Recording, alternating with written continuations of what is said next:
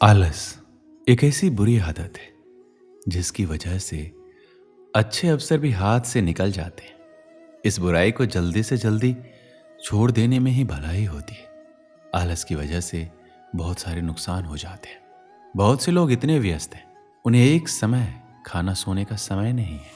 वहीं दूसरी तरफ कई लोगों के पास कोई काम धंधा ना होने के कारण आलस से परेशान है। वो अपनी निजी जिंदगी से परेशान होकर किसी भी काम में रुचि नहीं रखते।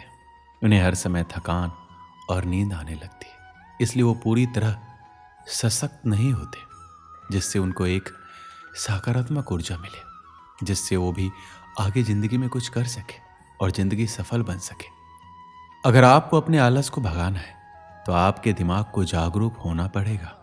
आपको घर के अंदर ना रहने के अलावा बाहर की दुनिया को देखना बहुत जरूरी है।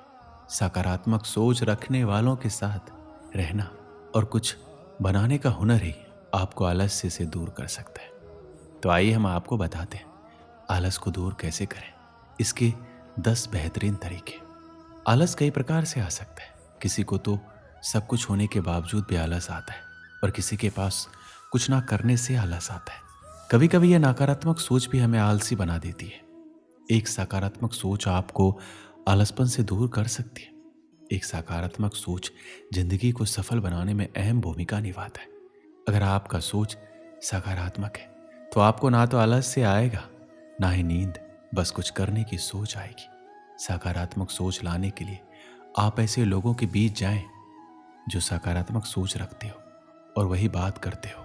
इससे आपके अंदर भी एक ज्वाला आएगी और आप भी कुछ बनाने के लिए तैयार रहेंगे।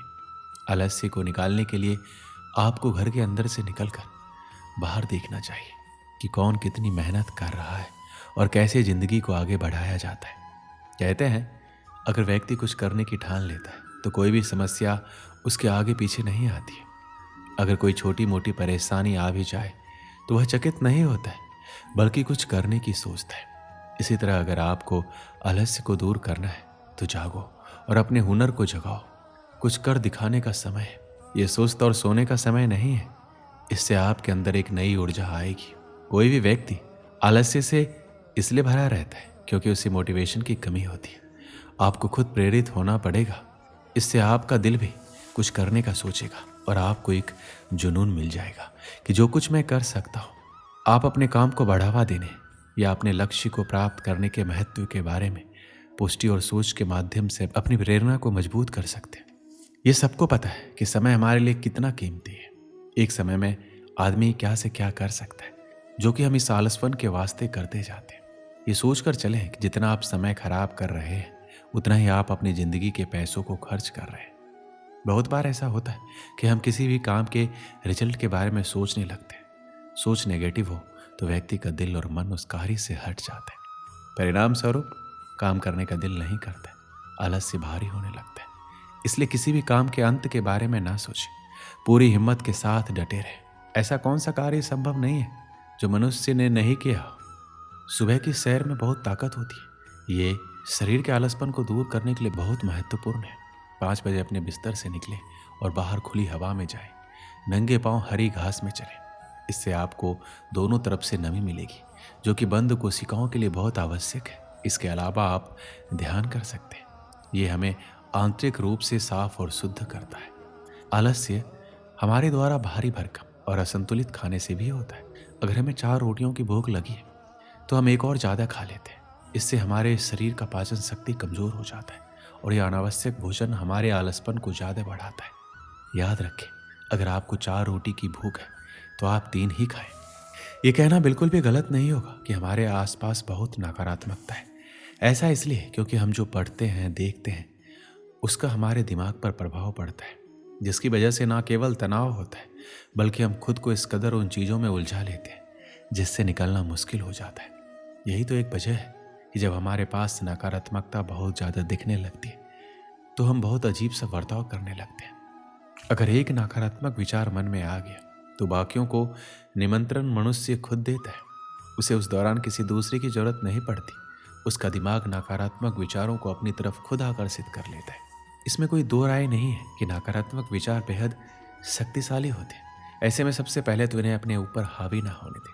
हम मानते हैं कि आप जब कुछ अच्छा करना चाहेंगे तो आपका मन उसे करने में टाल मटोल करेगा, लेकिन इसके बाद भी उस पक्ष के पहलू को देखें और समझने की कोशिश करें कि क्या सही है क्या गलत। नकारात्मक विचारों के साथ जीवन जीना बेहद मुश्किल होता है। अगर मन में लंबे समय तक नकारात्मक विचार बने रहे तो इसका न केवल सेहत पर बुरा असर पड़ता है बल्कि दूसरों से जलन की भावना भी पैदा हो जाती है।